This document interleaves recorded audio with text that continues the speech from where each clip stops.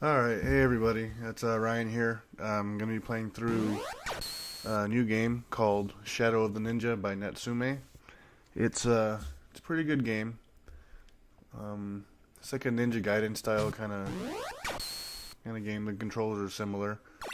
I picked the second character just because I wanted something different. So you'll see like my movement here. Every time you attack, you see you kind of lunge forward a little bit. It helps you get around some of the obstacles in the level, and helps you move a little bit quicker. This is by no means like perfect or anything. This is just, I played the game for a few hours, so I figured why not put together a good little run. You get to the first boss. After 4 little air chops, the slide that if you picked up the ninja stars like I did, you can just take care of them pretty quick. So on to stage 1-2, again using the air slice thing to kind of just get around the stage a little quicker. I get caught up here. Like the damage I take is pretty insignificant because there's actually like a full health power up coming up at the end of the stage, so it doesn't really matter. So I kind of get caught up there because that football player, he reminds me a lot of like Ninja Gaiden. We have the green football guys. So this thing was pretty cool. So I figured out you can. So you have these guys with the bazookas. If you jump around them instead of killing them, you end up with bullets on the screen. And what ends up happening is the game doesn't spawn another bazooka guy. That's supposed to be actually on that ledge below. There's supposed to be another bazooka guy up there, but he's not. I think it has something to do with the bullets being on the screen. So there's my full life power up and onto the first stage boss. Pretty simple. I can usually get him in like maybe 2 cycles. I was playing a little more safely than I usually do. I'm not really sure why I shouldn't have ran there. I should have just kept on hitting him, but it is what it is. So you can see this boss is pretty simple. Yeah, see, had I just kept with it in the first cycle, I would have been able to kill him because he only has 2 hit points left. Anyway, not too bad. And here I'm showing off some of the movement again. And you can see, he kind of lurches forward. And it gives you something to do. I mean, you have control of your character after the stage is over, so you might as well have a little bit of fun with it. So, here comes stage 2. Stage 2, I actually, I spend a lot of my time just avoiding and trying to get out of the way of these ninjas. If you want to play really conservatively, you can stop and kill all of them, but you don't really need to. Once you get to the top of that platform, they'll disappear for the mid-level boss, which is this snake.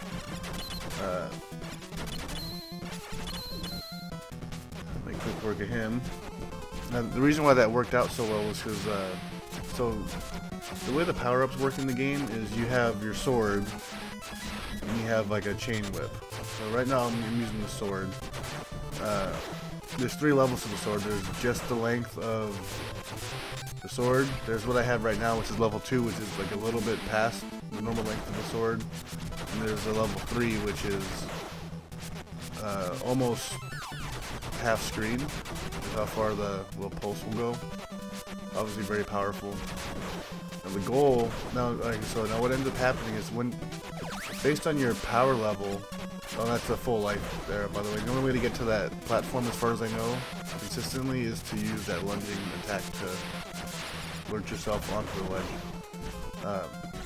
So basically the way the power-ups work is whatever level your sword is at, that is what determines what kind of weapon you're going to get. So my sword's at a level 1, I'm going to get a normal shuriken, like a ninja star. If it's level 2, I don't know if I've used them yet, but they become daggers. And then level 3 are like basically like homing ninja stars, and that's what I was using on that little snake boss. Pretty easy way to kill this guy without too much hassle is to shoot that the laser gun on the bottom. I take a lot of damage here. I'm trying to kill this thing as fast as I can, but the more conservative approach would be just to kind of hang underneath that little. You can get 2 good hits on him, and then just hide underneath the front of the tank. I actually think I ended up doing that because I actually ended up running pretty low on health.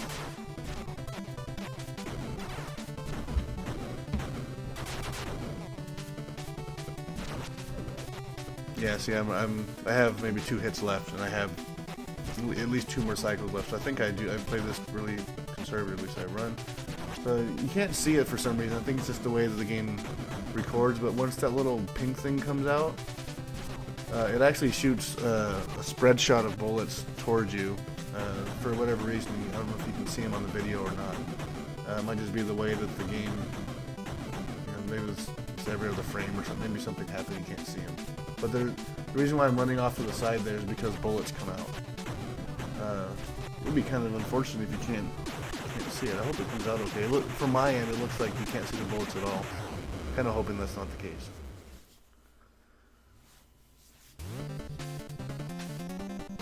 Now, this commentary is done post-gameplay. Lately, I've been doing live ones, but this one, for some reason, I couldn't get a good groove. I kept on messing up, and so I figured I would just run through it now, or run through it without commentary, and then just do it afterwards. So with those blue guys, I tried my best to not hit any of them, because as you saw when you hit them, the legs will go in one direction and the head floats around. And what ends up happening is the head just becomes a nuisance because it floats pretty much just outside of your jump range, so you can't really kill it. And it's just an overall hassle. So I tried my best to not really hit them. You see I kind of make my way through here, just jumping around the enemies and stuff. This kind of speeds everything up.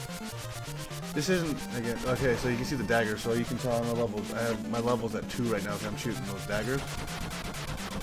Level 3 again has the homing stuff. I should pick that up right now because so sword level 3 is right there.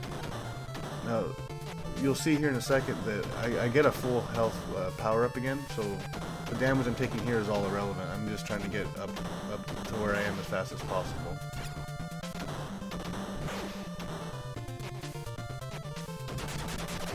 Okay, so you shoot that little area with the daggers, and then that's how you get your power up, and you just run past that guy.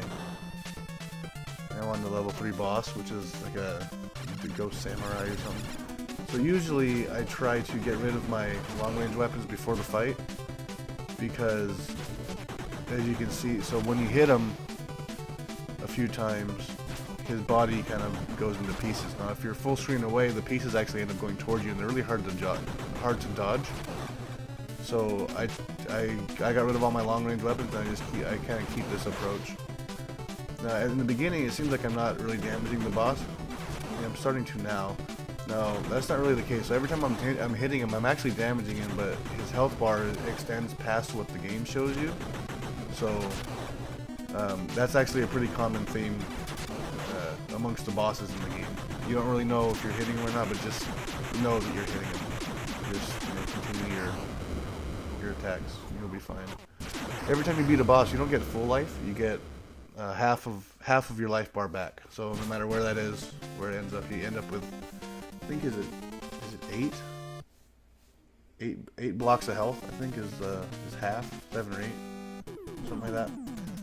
Anyway, so onto this stage, something new, dealing with satellites and GoldenEye-ish looking stuff.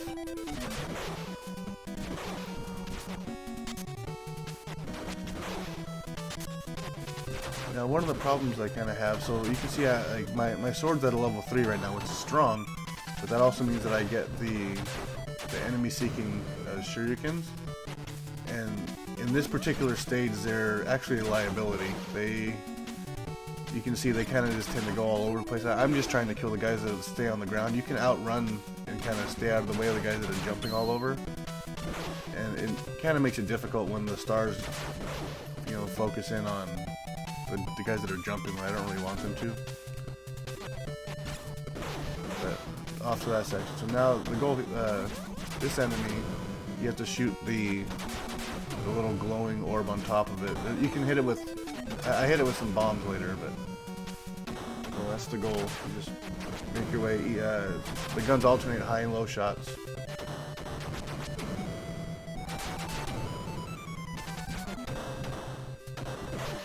So that was some health, and then I got my bombs. The bombs are pretty cool. They do a lot of damage. You can see, just set them off and they'll roll to the target.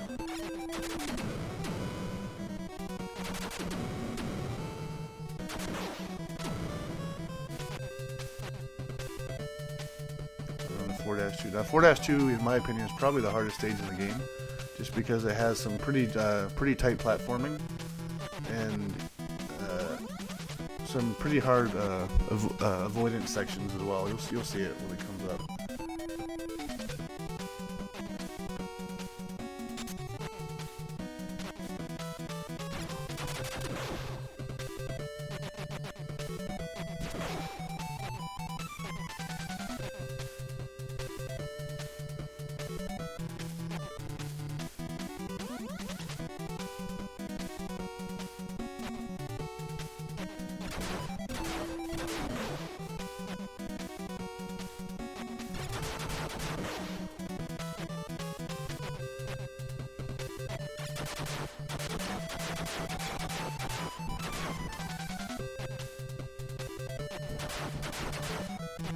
Well, the cool thing about those, I mean, they take a while to kill, but they give you your life back.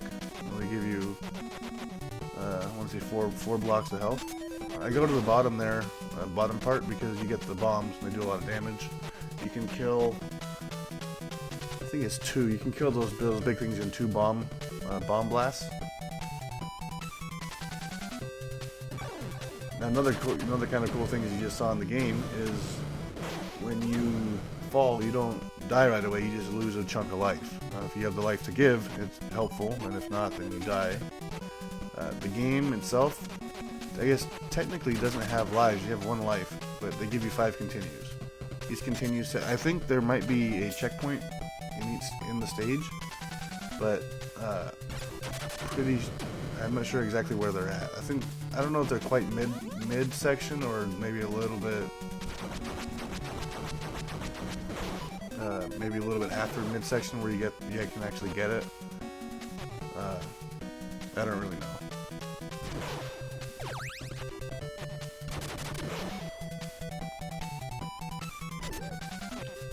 So the goal there was to get out of this area with as many bombs as possible in order to fight the next boss. And you'll see the boss coming up here. It starts off as a guy who looks like Terry Bogard with the Falcon, and so you throw your bombs at him, and then eventually he becomes like a Falcon. So you hit him as many times as you can while he transforms, and once he hits the sky, you have to wait for he'll kind of run down at you. So you can hit as many times as you can. So he has 2 attack patterns. He has the laser and then a not laser. So when he does the laser, you actually you just run to the side, and then when he uses his laser, afterwards you count 4 wing flaps. 1, 2, 3. I mean, just start running across the screen. He's never going to hit you. Now, if he's doing this attack where he's not doing the laser, it's you count out 7 to 8 wing flaps, and then start running across the screen, and then he won't hit you. So just repeat until he's dead. So now we're on to the last stage of the game, and it's kind of like Ninja Gaiden, but it is significantly shorter. Now I take a really conservative approach here, because these guys can do a lot of damage to you, because you end up seeing that there's 3 of them that total up, and they can all kind of stack on you and really mess you up. So since I was going for no death on this, I made sure to kind of take it a little slower than maybe like a speedrunner would. I wanted to make sure that, you know, I was going to be okay. Now that jump's a little bit tricky that I just did jumping up there without using that little lunge from attacking in the air. If you don't, sometimes you'll fall, so be careful. Now in order to cling to the little, like the ledge, you just have to jump into it. You don't have to do anything special. You just jump onto it and he'll grab it by himself. You don't have to do anything other than jump. And then you just hit up to pull yourself up. You can see another slow section where I'm going to go, I think it's 2 of these things. This is the first one.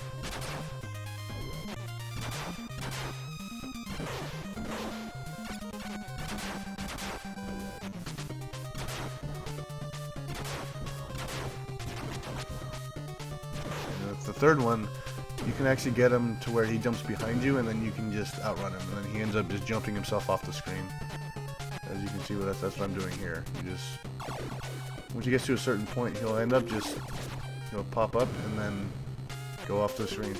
Not sure how or why that is, but how the game works. Pick up a little bit of life.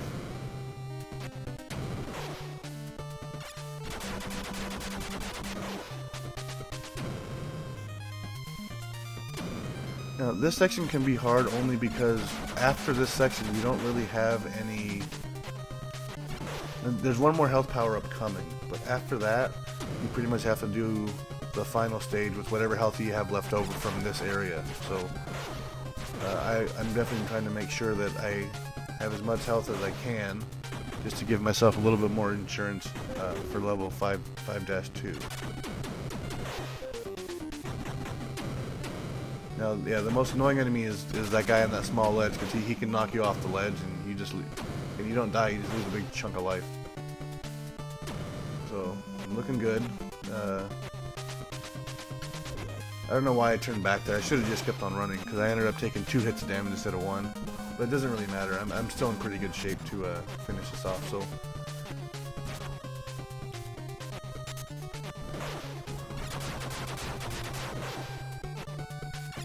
I'm getting rid of my ninja stars here because I need to be using. This is the first time I'm using all run, but use the whip.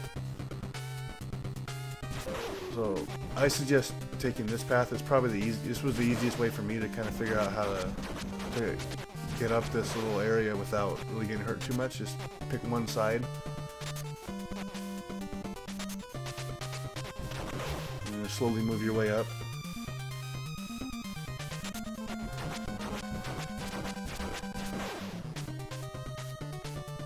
Now, I don't know if you can kill that ball. I've tried, but since it's an auto-scroller, you don't.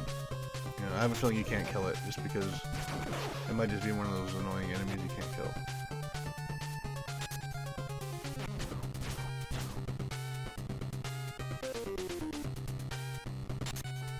Alright, so now this area. Okay, so you're basically forced to make a decision. If you go to the left, you get a very strong weapon. It has full range, and it's a whip. Actually, and then to the right is the full health power up. Now you can see what I'm doing right there. I'm jumping up and kind of beating the screen, and you can actually end up getting both items, which is incredibly helpful, as you can see. So, you know, I mean, who wants to go into a boss fight without full health? So, if you're fast, you can do it. The execution on that thing isn't that hard. It just takes a little bit of practice. Just a little bit of practice, and then you should be able to get them. But you can work your way down as well. But what ends up happening is, since you take damage on the way down, because you're going to be landing on the enemies that are already down there, you end up losing power from the weapon you just picked up. I think every time you get hit, or every other time you get hit or something, you lose basically a level of your weapon. So right now I'm at level 3 sword. And I think if I get hit twice, it goes down to a level 2 sword. I think. I'm not 100% sure on that, but I'm pretty sure that's how it works. Like, I've noticed when you get hit, you lose power on your weapons. So you can just kind of use this pattern never changes. He jumps, shoots his little boomerang or his thing, and then he just repeats. Now, what ends up happening once you see his health bars going down, once he gets about halfway, he's going to be doing the same thing. He's just going to be speeding up. So he's just a little harder to catch. Now, here's where having full health comes in handy. Is you can just chase him down no matter what and take damage. Now, if you make a mistake and somehow go down that ladder, as you can see, the dragons end up shooting at you, which is an interesting touch. Keeps you in the battlefield. Thought that was cool. And that's the game. Not a whole lot more I can say about it. This game was actually pretty good. It took me a couple days to figure out how everything worked and to be able to play the game without dying, but it was definitely fun. It was a good game. You know, I'm used to games like Ninja Gaiden, so some people might think this game is difficult, but it's really not that hard once you kind of learn what's going on and how to maneuver around the stage, and you know where your power-ups are, obviously. yeah, I think that's it on my end. I appreciate you guys watching. I hope you guys enjoyed it, and come back again next time. I'm gonna be working on some other stuff here pretty soon. So again, thanks.